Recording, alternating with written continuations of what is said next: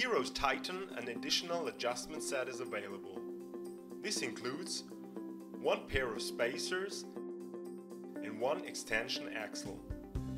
The spacers are especially for wearer of glasses, but also for small head sizes.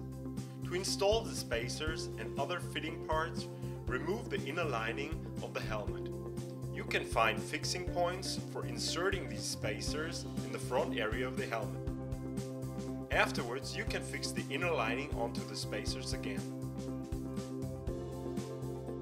Ensure correct engagement. A click sound must be heard clearly.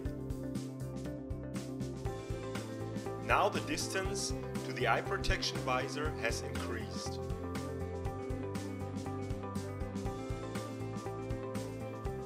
In addition, for small heads up to size 49, an extended axle can be found in the adjustment set of the HEROS Titan. To install the extended axle, remove the gearbox cover by using a screwdriver.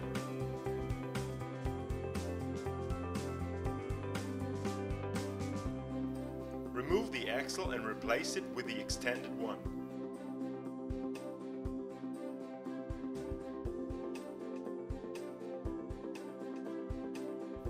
Afterwards, you can fix the gearbox cover again onto the inner lining.